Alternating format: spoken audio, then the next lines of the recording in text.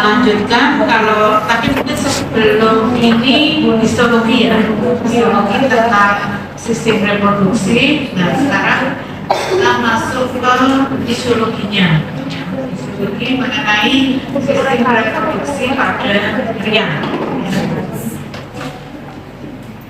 Oke, kita lanjut saja. Jadi untuk hari ini pembahasan kita mengenai yang pertama anatomi fisiologi organ seks pria. Mungkin nanti sekilas saja karena Anda sudah dapat anatomi ya. Kemudian spermatogenesis ini tadi mungkin tadi sudah dapat ya dari Bu Mekaina. Histologi tadi lebih membahas spermatogenesis atau bukan? Apa tadi? Histologi tadi membahas apa?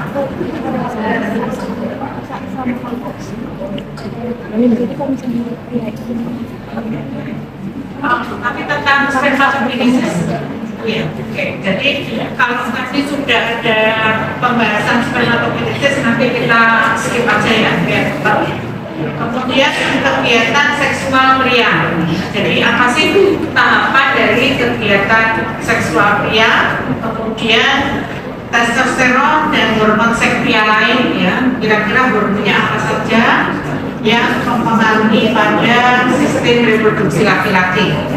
Kemudian ada kelainan fungsi seksual pria, itu seperti apa saja kelainannya. Kemudian nanti yang terakhir mengenai disfungsi ereksi. Disfungsi ereksi pada pria.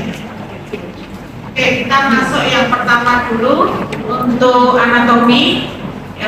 Ini saya tidak membahas detail ya. Anda bisa cari sendiri. Anda itu di situ ada YouTube ya, bisa dibuka sendiri nanti tentang anatomi ya, silakan dipelajari sendiri.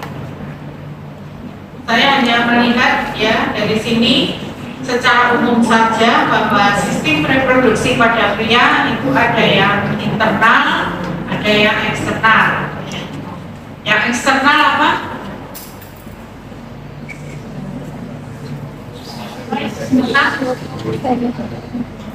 Cowok-cowok itu kesini nanti. Yang eksternal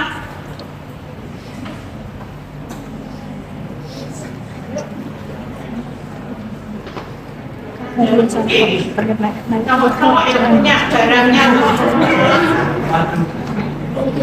apa ya? Eksternal penis, apalagi skrotum ya. Jadi dua itu saja. Kalau yang eksternal ya, karena di luar itu berarti hanya penis dan skrotum. Nah, testis ya, karena testis itu ada di dalam ya, di dalam skrotum, maka dia masuk di dalam sistem reproduksi pria yang internal, yang di dalam ya. Jadi yang di dalam itu ada testis, kemudian epididymis ini ya, ini ada di dalam. Kemudian ini ada vas deferens, ya, ini juga ada di dalam. Kemudian kelenjar-kelenjar, ya, prostat, bulbo uretra, ini vesika seminalis. Nah ini semuanya ada di dalam yang kelompok internal. Ya. Kemudian ureter enggak ya? Uretra, nah ini uretra. Yang dia nanti sebagai tempat ya untuk keluarnya sperma ya pada saat proses ejakulasi. Oke, ini secara umum saja ya karena Anda sudah dapat di anatomi. Kemudian dari tadi skrotum dalamnya ada testis. Nah, testis ini kalau dibelah ya, maka yang terlihat adalah tubulus luminiferus. Ya, tubulus luminiferus. Nah ini berupa tubulus ya, tubulus berupa apa namanya ya, semacam saluran-saluran ya yang berlipat-lipat, jumlahnya ada banyak ya, hampir 900 militan. Ini di dalam tubulus itu dia akan menghasilkan atau terjadi proses spermatogenesis. Ya, jadi prosesnya di situ. Kemudian nanti setelah terjadi proses spermatogenesis, hasilnya ada di kepala epididymis ini. Ya. Nah, nanti setelah di sini, kemudian disalurkan masuk ke dalam ductus deferens, ya. Kemudian nanti ke ductus ejaculatorius, kemudian dikeluarkan lewat uretra. Ya. Nah, ini sekilas ya tentang proses yang terjadi pada sistem reproduksi pada pria. Kemudian itu lebih jelasnya di anatomi, nanti dibaca sendiri. Kemudian sekarang spermatogenesis ini lebih ke arah histologi ya kalau saya melihatnya. Jadi intinya adalah spermatogenesis itu dibuat di dalam tubulus seminiferus, ya. Tubulus seminiferus di mana spermatogenesis terbentuk kalau ada hormon gonadotropin hipofysis anterior. Ya. Kalau tanpa bantuan hormon maka spermatogenesis tidak terbentuk. Nah, kemudian dimulai kapan? Ya, dimulai sekitar umur 13 ya, atau sekitar masa pubertas ya. Kemudian terus berlanjut hampir di seluruh sisa kehidupan. Jadi, kalau berlanjut sampai ke seluruh sisa kehidupan, berarti di sini sampai orang tua pun ya itu masih bisa memproduksi spermatogenesis. Ya. Jadi ini salah satu bedanya, ya, bedanya antara laki-laki dan perempuan. Ya, toh? Kemarin sudah ada toh pembahasan reproduksi wanita, itu ada menopause. Ya. Menopause itu sudah tidak ada sel ovumnya, ya. Kita sudah tidak menghasilkan sel ovum, sehingga selesai tugas reproduksi wanita. Tapi kalau pada laki-laki, nah, di sini sampai umur tua pun, ya, umur tua pun dia juga masih bisa menghasilkan spermatogenesis. Tergantung dari intake-nya. Ya, kalau orang tua tapi dia makanannya tidak teratur atau terjadi penyakit, ya gangguan fungsi metabolisme, ya mungkin sistem reproduksinya nggak bagus ya, sperma yang dihasilkan tidak bagus. Tapi kalau dia sudah tua tapi konsumsi makanannya bagus gitu ya, kemudian juga pola hidupnya bagus, tidak merokok dan seterusnya, nah kemungkinan sperma yang dihasilkan juga sangat baik. Sehingga tidak kaget ya kalau Anda lihat itu di Instagram atau di mana itu di medsos ya, seorang kakek-kakek gitu ya menikah dengan wanita muda hamil ya, itu bisa saja karena spermanya itu masih bagus. Tapi kalau pada wanita, misalnya wanita tua hamil, nah itu tanda-tanya itu ya, hamilnya bagaimana, menopause-nya umur berapa ya.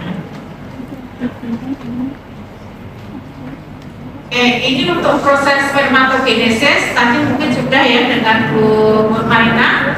Jadi intinya proses ini ada di dalam tubulus ya, di sini.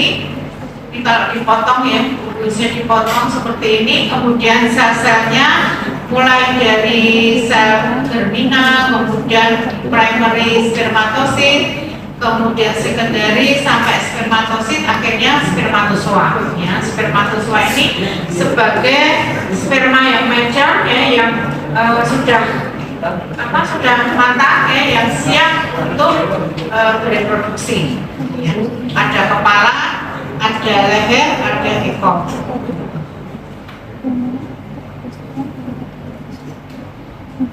Kemudian yang penting di sini kalau untuk spermatogenesis ya, nanti lihat di histo adalah pengaturannya. Ya. Jadi pengaturan dari spermatogenesis itu dilakukan oleh folikel stimulating hormone, ya, di mana dia juga dihasilkan ya, di dalam sel Sertoli. Kemudian selain itu juga testosteron. Ya, jadi testosteron ini memang penting ya untuk proses spermatogenesis. Ya, dihasilkan oleh sel-sel lipid. Nah, jadi yang bisa disimpulkan bahwa spermatogenesis itu memerlukan FSH dan testosteron.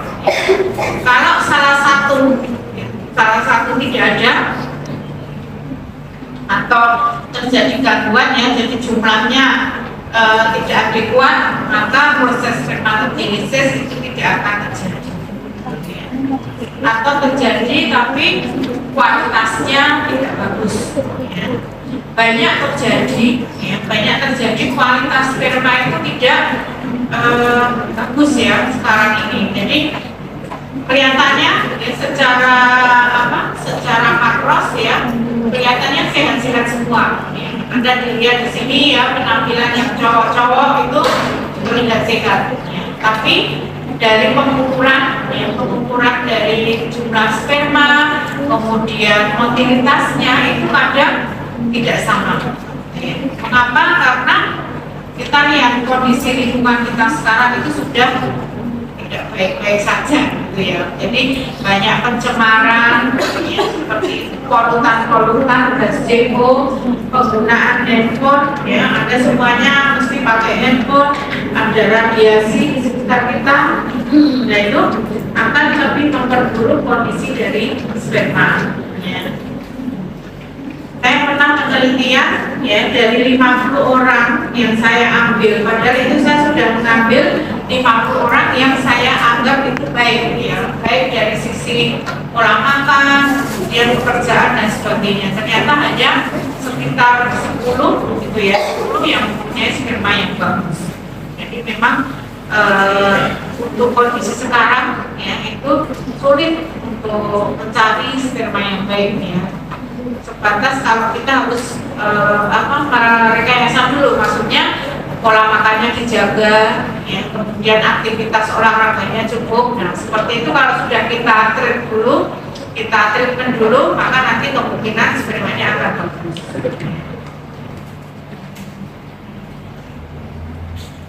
Nah kemudian di sini ada umpan balik, ya, ada umpan balik untuk proses spermatogenesis. Ya, jadi dalam tubuh kita itu ada yang namanya inhibin itu adalah penghangat gitu ya. Jadi dalam fisiologis tubuh ya, itu kita ada yang namanya regulasi homeostatis. Jadi keseimbangan. Kalau kita tidak seimbang, ya, maka nanti tubuh akan memberi alarm. Sama. Jadi kalau kita dalam proses spermatogenesis, ya, di mana tubulus gagal menghasilkan sperma misalnya, maka di sini ada proses, ya, ada yang namanya inhibin. Ini yang dia nanti akan mengoreksi. Kira-kira apa ini? Ada kesalahan di mana? Ya. Itu tubuh sudah mempunyai kontrol untuk umpan balik negatif ini. Jadi itulah kekuasaan Allah ya. Jadi tubuh itu sudah diatur, ada alarmnya. Ya, kalau dia ada sesuatu, ini berarti ada yang berlebihan ini, maka kemudian diangkat. Namanya adalah inhibin. Nah ini juga ada di dalam sel sertoli. Supaya proses spermatogenesis itu bisa berjalan dengan baik. Oke, itu sekilas ya tentang spermatogenesis, nanti lebih dibahas di histo. Kemudian kita masuk tentang kegiatan seksual pria. Jadi sebetulnya apa sih yang terjadi pada kegiatan seksual pria itu? Ya.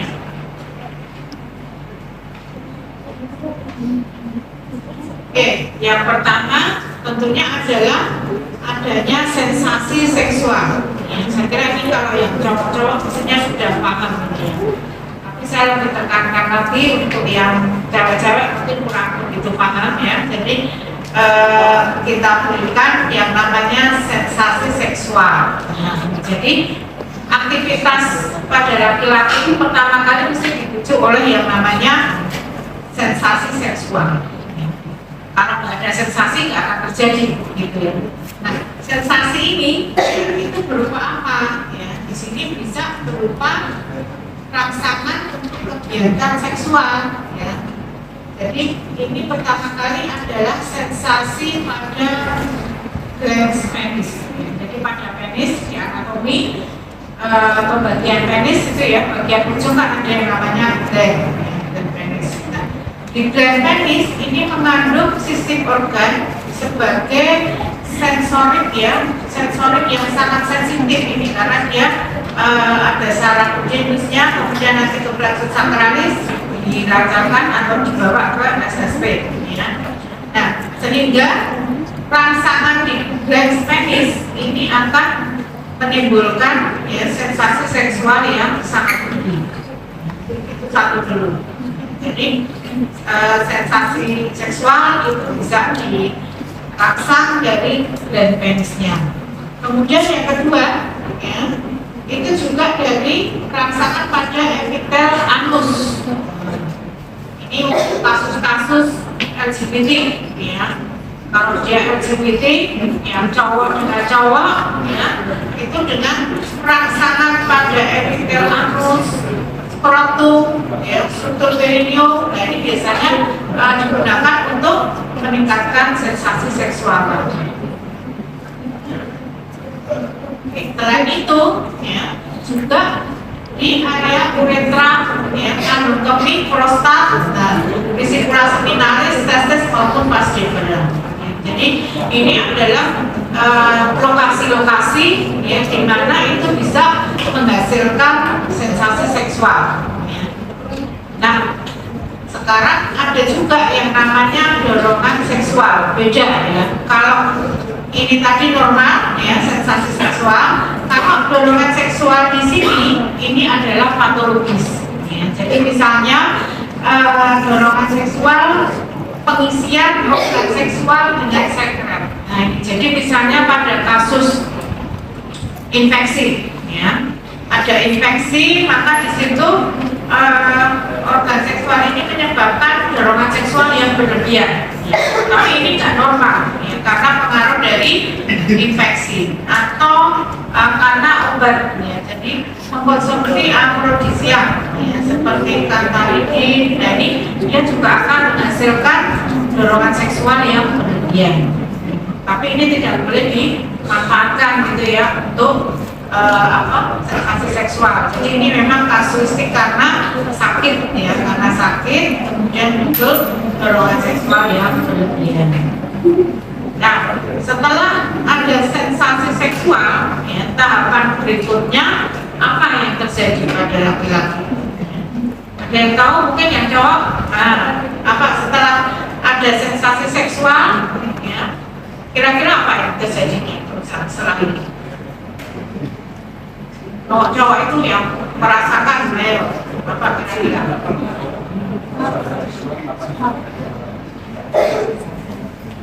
Mestinya tahu ini cowoknya ya.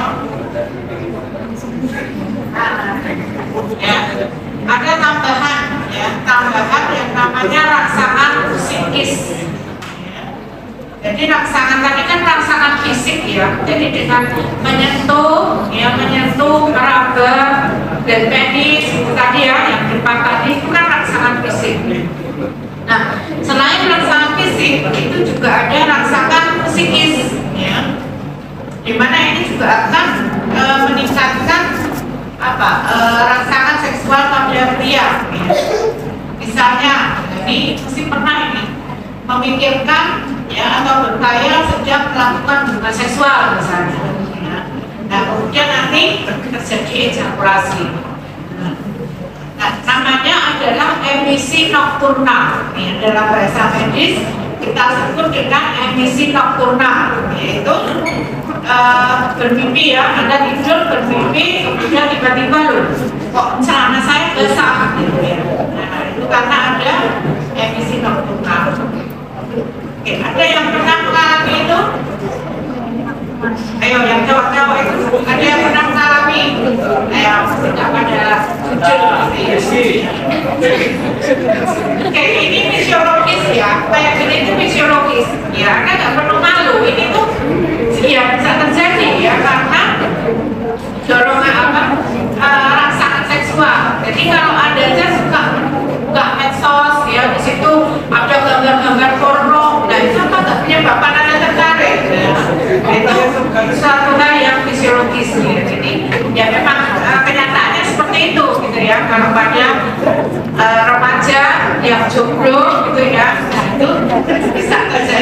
definisi nokturnal. Tapi kalau dia udah menikah ya jarang ya kasus ini.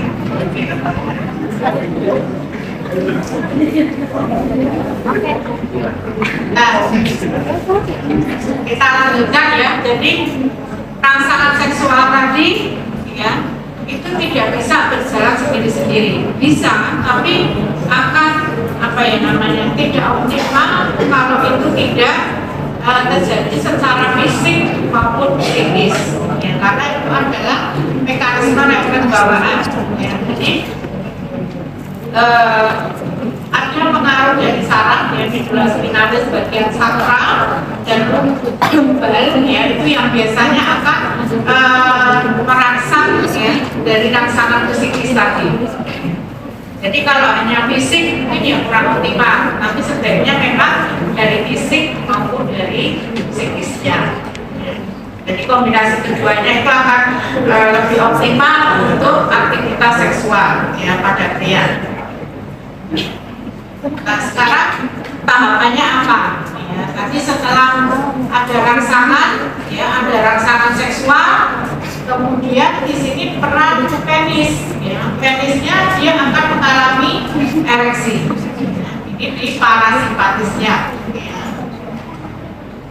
Jadi setelah ada rangsangan tadi psikis dan fisik, maka penis ini akan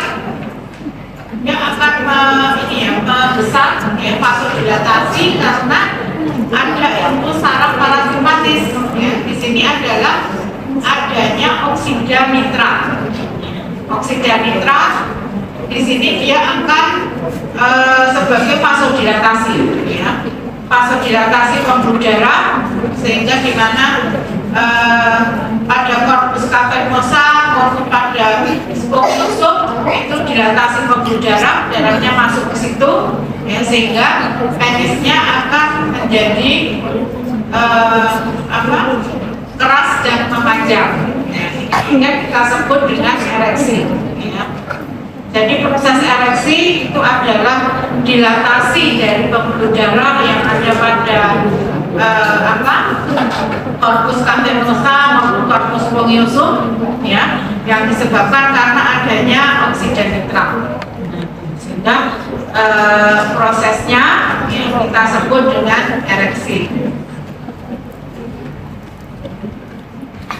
Nah, kemudian setelah ereksi ya, muncul yang namanya lubrikasi. Lubrikasi itu apa? Lubrikasi itu adalah tadi kelenjar-kelenjar, tadi ada kelenjar prostat, kelenjar bulbo uretra, ada vesicula seminalis ya. Semua kelenjar-kelenjar tadi dia mengeluarkan sekret. Nah, sekret itu ya, sekret itu akan membantu nanti untuk proses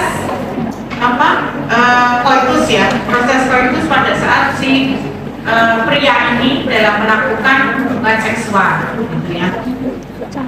Nah, sebetulnya lubrikasi ini juga terjadi pada wanita ya.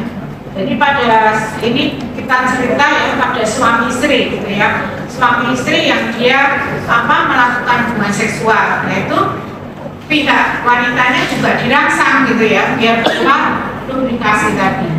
Nah, lubrikasi antara suami dan istri itu akan menghasilkan koitus yang menyenangkan gitu ya, yang tidak menyebabkan rasa sakit atau ya, karena kekurangan lubrikasi itu bisa menyebabkan rasa sakit. Sehingga di sini kalau lubrikasinya cukup, maka harapannya juga akan terjadi rasa senang gitu ya. Nah, ini banyak nih kalau pada yang ini kan pada wanita dan suami istri ya. Nah, kalau yang jomblo, ya, yang laki-laki, nah, biasanya pakai apa? Ayo. Laki-laki, ayo. Itu pada pinter itu ya. Jadi untuk lubrikasi ya, karena kalau pakai lubrikasi sakit dia nanti ya, pada waktu proses ejakulasi. Jadi ada yang menggunakan lotion, menggunakan ya sabun misalnya saya kurang tahu ya. Jadi yang cowok-cowok itu, jadi lubrikasi itu penting ya untuk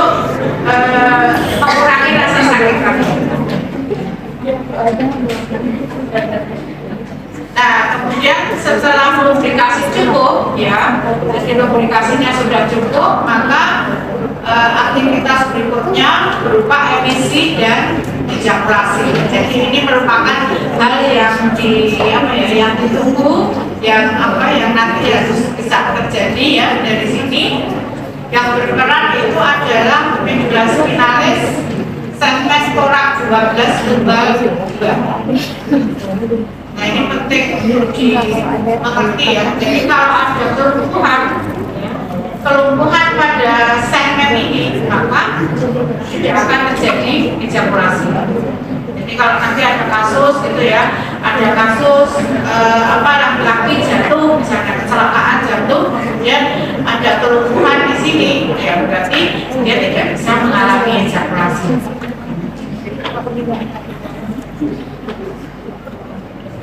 Nah kemudian ya setelah ada emisi ya, emisi tadi ada kontraksi dari vas deferens gitu ya, sehingga sperma ini akan keluar dengan cairan-cairan ya yang dihasilkan dari sekretnya tadi, ya, sekretnya dari kelenjar-kelenjar. Oke, itu akan menghasilkan yang namanya semen. Jadi semen ini nanti akan bercampur dengan sperma. Ya. Semen ini jumlahnya banyak. Jadi kalau sperma keluar hasil ejakulasi itu kita diamkan itu ya di gelas itu, maka nanti sperma itu akan turun di bawah sebagai endapan, kemudian semennya yang di atas. Nah, ini namanya proses emisi, di mana sperma bercampur dengan semen. Ya, semen ini berasal dari campuran kelenjar-kelenjar tadi yang dihasilkan dari kelenjar. Nah, setelah itu proses emisi biasanya lanjut ke proses ejakulasi. Ya, ejakulasi itu berarti proses untuk dikeluarkan ya. Setelah emisi kemudian dikeluarkan ya.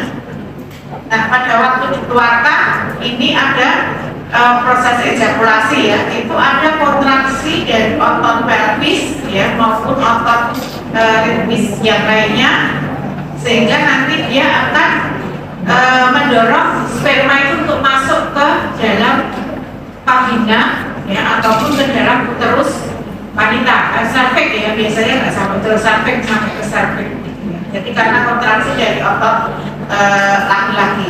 Nah, proses ejakulasi tadi itu dinamakan orgasm ya pada laki-laki. Nah, orgasm di sini itu terjadi hanya sekali ya kalau pada laki-laki. Jadi setelah orgasm kemudian ada fase resolusi. Ya, resolusi itu adalah fase kembali ke semula. Ya, jadi yang dulunya penisnya tadi keras gitu ya, itu dia menjadi kembali ke bentuk semula yang tidak berkontraksi. Kemudian selain itu juga gairah seksualnya juga hilang. Kalau jadi di rangsang seksualnya pertama menggebu-gebu gitu ya. Nah setelah ejakulasi maka dia sudah tidak bergairah lagi, tidak ada keinginan lagi untuk melakukan proses ejakulasi. Gitu ya. Itu namanya resolusi. Nah kalau pada wanita ini nggak ada. Jadi wanita bedanya, kalau wanita itu dia bisa orgasme berulang kali, ya sebatas pihak wanita itu mendapat rangsangan terus menerus, ya itu maka bisa orgasme berulang kali. Tapi kalau pada laki-laki itu orgasme hanya satu kali, kemudian dia mengalami fase resolusi. Nah, kemudian nanti baru setelah resolusi dia bisa naik lagi, bisa bergairah lagi. Itu bedanya antara laki-laki dan perempuan.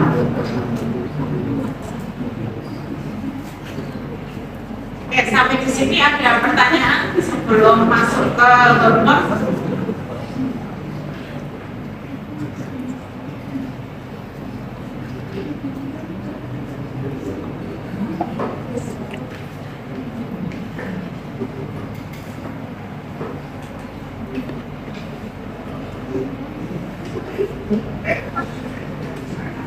Oke, kalau nggak ada saya lanjut ya sekarang ke testosteronnya. Ya. Nah, hormon testosteron ya ini adalah hormon yang paling berpengaruh terhadap sistem reproduksi pada pria. Ya. Dimana testis tadi dia akan menghasilkan ya testosteron, kemudian dihidrotestosteron dan androtestosteron. Ya. Nah, testosteron ini dibentuk oleh interstitial leydig ya ada di dalam tubulus seminiferus ya di antara sel-sel spermatogenesis tadi. Yaitu ada sel leydig dan juga nanti sel Sertoli. Ya. Kalau sel leydig ini nanti yang menghasilkan testosteron.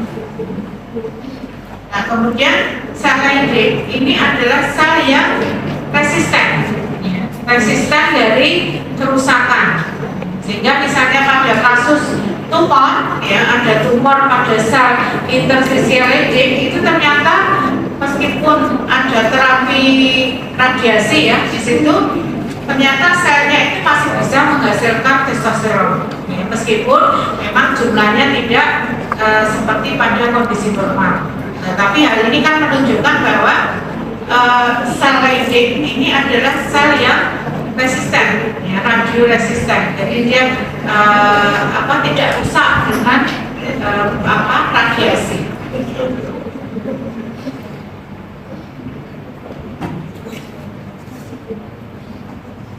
Nah, kemudian selain testosteron itu ada yang namanya estrogen. Ya, jadi pada laki-laki itu juga mempunyai estrogen, ya, meskipun jumlahnya tidak banyak ya, jadi seperlima dari jumlah estrogen perempuan. Ya. Nah, estrogen itu dibentuk oleh sel Sertoli. Ya. Ini juga ada di dalam tubulus seminiferus.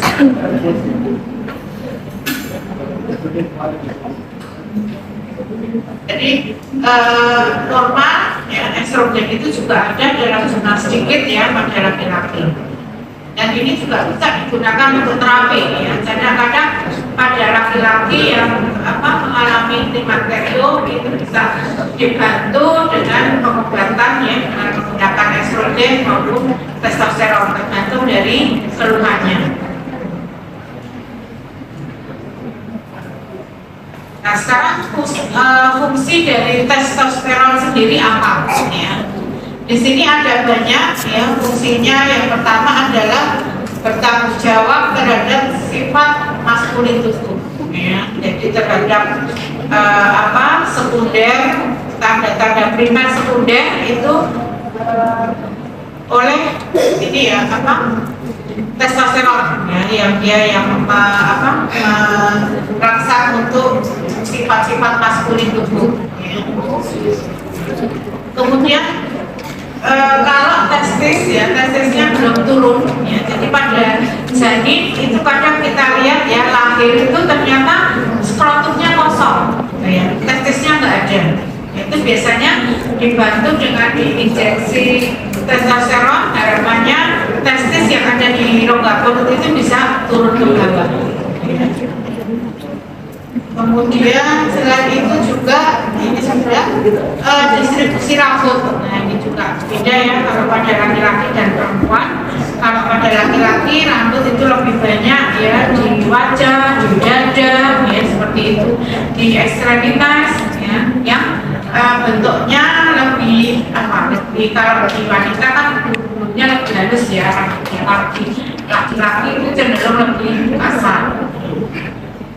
Kemudian suara, nah ini juga testosteron itu juga mempengaruhi suara ya, sehingga bisa membedakan suara laki dan perempuan. Kita kan bisa membedakan, oh ini laki-laki, ini perempuan karena suaranya sudah beda ya, khas.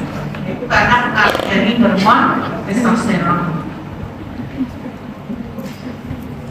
Kemudian meningkatkan ketebalan kulit. Ini juga beda ya, kalau kulit wanita itu kan dia lebih lembut gitu ya, lebih halus gitu. Tapi kalau pada laki-laki itu cenderung kulitnya lebih tebal. Kemudian kalau pertumbuhan jerawat ini sama saja ya, laki perempuan juga karena ketidakseimbangan hormon ya ini bisa muncul jerawat. Kemudian meningkatkan pembentukan protein dan perkembangan otot. Nah, ini yang lebih membedakan laki dan perempuan. Ya. Jadi pada laki-laki itu cenderung menghasilkan otot ya. Jadi kalau seukuran Anda itu lebih banyak nge-gym ya, dengan menekankan pada aktivitas otot ya, itu akan sangat baik sekali ya. Jadi bisa membentuk tubuh yang bagus ya dengan protein ya, misalnya dengan proteinnya difokuskan menggunakan telur rebus gitu ya, misalnya sehari makan 5 telur gitu. Kemudian ada aktivitas olahraga yang berhubungan dengan massa otot ya, itu akan lebih mudah terbentuk. Kemudian meningkatkan materi tulang dan menimbulkan retensi kalsium. Ini juga sehingga muncul pada laki-laki itu tulangnya lebih kuat ya, dibandingkan pada wanita. Karena memang kadar kalsiumnya lebih tinggi pada laki-laki. Kemudian laju metabolisme basal ini juga pengaruh dari anabolisme protein tadi ya, menyebabkan laju metabolisme basalnya lebih tinggi dibandingkan pada wanita. Kemudian meningkatkan jumlah sel darah merah dan juga berpengaruh pada elektrolit dan keseimbangan cairan. Sehingga pada laki-laki memang jarang atau jarang ini terjadi dehidrasi dibandingkan wanita. Kalau wanita itu cenderung lebih mudah terjadi dehidrasi karena dia ada pengaruh ini elektrolit dan keseimbangan cairan.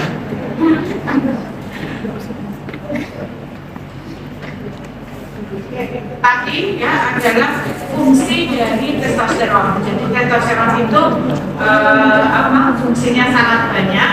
Kemudian ini adalah mekanisme intrasel dari kerja testosteron. Saya kira ini nggak perlu ya, ini karena biomolekulernya.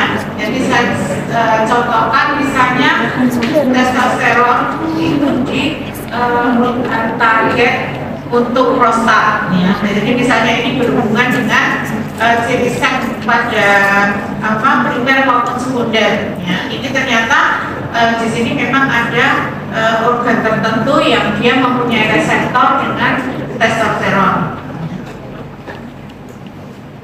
Bisa dilihat sendiri di biomol yang tentang mekanisme ini.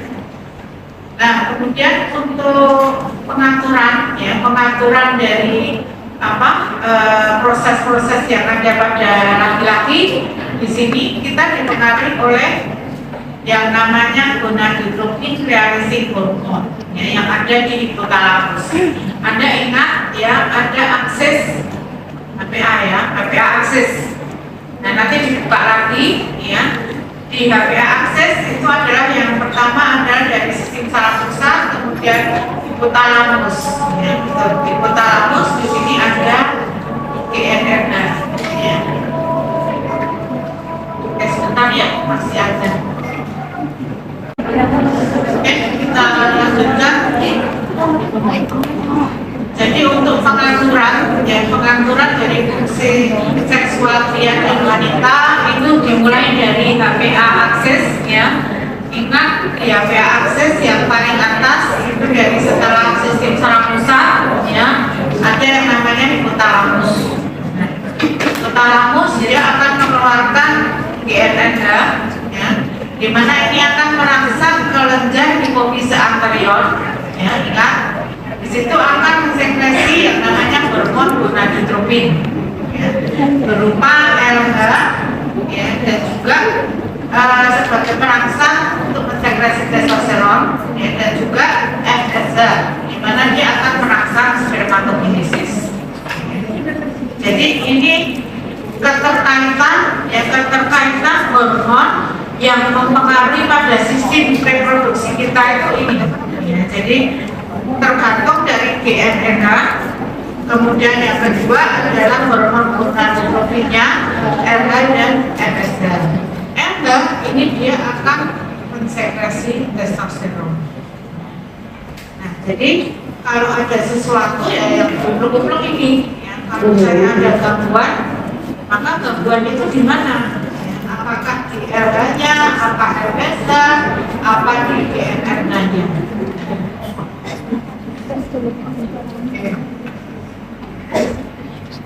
Nah, ini jadi GNR ya di sini sebagai yang karena di hipotalamus dia akan tidak hanya berhubungan dengan LH dan FSH ya. Sebetulnya GNR ini juga nanti akan berhubungan dengan hormon-hormon yang lain ya, tergantung. Saya nggak tahu Anda sudah dapat di blog apa ya kemana itu endokrin sudah belum? Nah, endokrin nanti ada ya bagaimana itu bisa terlibat dengan hormon yang mempengaruhi fungsi-fungsi di dalam tubuh kita, fungsi pankreas misalnya. Nah, itu nanti dari GNR ini akan menuju ke hipofisis anterior ini akan memunculkan yang berbeda lagi. Nah, ini yang penting ya diketahui, di mana kita harus bisa mengerti ya bahwa itu nanti di RNA itu akan turun ke hipofisis anterior apa hormon yang yang berhubungan. Kalau reproduksi ya RNA dan RNA akan menghasilkan testosteronnya.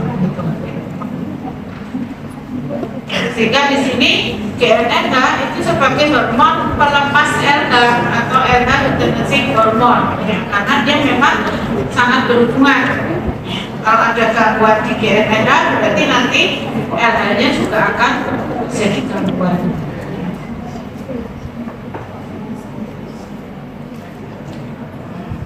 Nah, kemudian sama ya, tadi ada inhibisi. Nah, sekarang juga di hormon ya, pembentukan hormon ini juga ada penghambatnya ya. Jadi suatu ketika kalau sekresi LH maupun FSH ini terjadi sesuatu ya, terjadi peningkatan yang tidak normal, maka nanti ada inhibisi, ada yang menarik gitu ya dari tubuh itu supaya kadarnya bisa normal ya.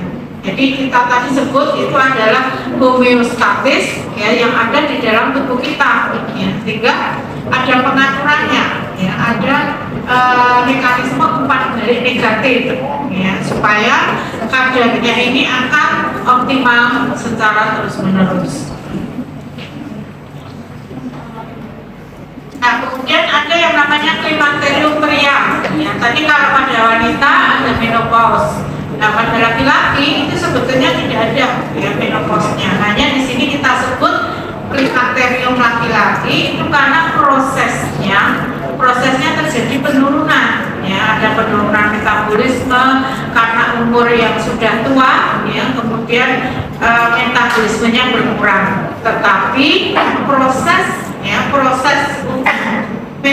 proses untuk spermatogenesisnya masih terus berlangsung. Jadi hanya penurunan ya, namanya klimakterium. Ini juga hampir sama dengan pada wanita ya, sehingga ini bisa diterapi ya. Jadi sebelum sampai ke klimakterium mungkin nanti kita tambahkan hormon testosteron ya, itu akan sangat membantu ya, sehingga bisa laki-laki tidak sampai ke klimakterium laki-laki ini ya. Jadi bisa kembali sehat ya, dalam artian fungsi-fungsinya tubuh juga tidak merasa seperti menopause ya, ada rasa panas, kemudian psikis ya, mudah depresi dan seterusnya. Ini sudah ada jadi dengan terapi ya, terapi testosteron atau bahkan ada yang dengan penambahan estrogen. Tapi tentunya harus sepengetahuan dokter ya, karena ini harus dipantau terus berapa kadarnya dalam tubuh ya, kadar testosteronnya, sehingga sudah mencapai pada level yang normal gitu ya, jangan sampai berlebihan, jangan sampai kurang. Nah, kita masuk ke kelainan fungsi fungsi seksual pria. Ya, jadi setelah tadi kita tahu ya fungsi seksual pria itu seperti apa, kemudian tahap-tahapannya. Nah sekarang kelainannya itu seperti apa saja. Ya. Ternyata di sini ada gangguan pada kelenjar prostat. Ini kita ambilkan yang paling sering terjadi. Jadi pada kelenjar prostat, kemudian hipogonadisme pada pria, ya, kemudian tumor testis dan hipergonadisme pada pria. Ya, jadi ada 3 penyakit yang paling sering terjadi. Untuk prostat, ya, prostat itu yang sering terjadinya fibroadenoma prostatina. Ya, ini paling sering. Jadi pada laki-laki ya umur 50 tahun, kemudian keluhannya pada waktu kencing itu tidak tuntas gitu ya. Jadi kok kayak ada retensi, ada yang masih urinnya kok kayaknya masih ada gitu ya, nggak keluar semua. Nah itu ternyata ada semacam pembesaran ya karena adanya fibroadenoma, jadi sel-selnya menjadi ada tambahan fibrus, di mana di situ akan menempel pada uretra, sehingga uretranya kejepit gitu ya, karena prostatnya menjadi besar lagi. Sehingga keluhannya itu adalah kencing yang tidak tuntas. Kemudian selain itu ada kanker prostat. Nah, ini kanker prostat juga ya. Jadi untuk kanker prostat ini kita bisa terapi dengan pemberian estrogen. Nah, ini juga biasanya tidak menghentikan kankernya, tapi bisa memperlambat nyerinya. Jadi kankernya memang kalau kanker prostat itu lebih ke ini ya, karena dia bersifat metastase, jadi mudah menyebar kemana-mana. Dan kalau hipogonadisme, ya, di mana di sini testis ya itu tidak berfungsi, ya. Misalnya pada janin gitu ya, pada waktu lahir itu tidak ditemukan adanya testis, itu berarti kan di sini ada hipogonadisme, ya, tidak terbentuk. Atau misalnya anak kehilangan testisnya sebelum pubertas, ya. Misalnya sebelum pubertas testisnya mengalami trauma, kemudian rusak ya testisnya, itu kita sebut dengan eulogis, ya. Nah, ini juga meskipun ini jarang ya, kasus ini jarang, tapi bisa terjadi, ya. Jadi dia tingginya seperti orang normal, ya, seperti remaja normal, tapi suaranya seperti anak-anak, ya, karena hormonnya kan tidak terbentuk. Sehingga kasus ini memang jarang ya, tapi ada. Nah, kemudian selain itu juga misalnya ya kasus tadi kasus apa namanya yang hipogonadisme tadi ya, itu bisa juga diikuti dengan ini kelainan di pusat makan, sehingga makannya akan berlebihan. Nah, ini juga kasusnya meskipun jarang ya, tapi terjadi yang namanya sindrom adiposogenital. Ya. Ini jadi penampakannya gemuk, ya, gemuk, kemudian perutnya juga gendut gitu ya, tapi penisnya kecil, karena di situ memang terjadi hipogonadisme.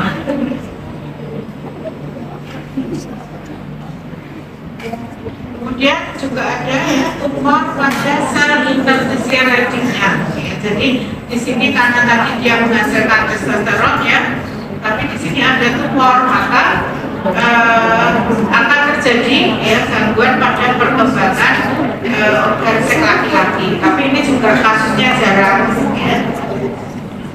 Juga teratoma, kalau teratoma ini malah lebih banyak sering terjadi daripada yang tumor interstisial radik. Ya. Kalau teratoma ini gejalanya yaitu adanya ginekomasti, jadi payudaranya pertumbuhannya berlebihan. Ya. Kemudian untuk disfungsi ereksi pada pria. Ya. Untuk disfungsi ereksi pada pria ini adalah gangguan yang paling sering didapatkan itu adalah disfungsi ereksi, disfungsi ereksi atau impotensia. Ini adalah kasusnya banyak ya. Jadi nanti kalau ada udah praktek ya, udah lulus praktek, kasusnya ini akan banyak sekali ya, di masyarakat. Ya saja tidak terlihat karena orang kadang malu gitu ya, malu untuk memeriksakan atau memeriksakannya secara sembunyi gitu ya.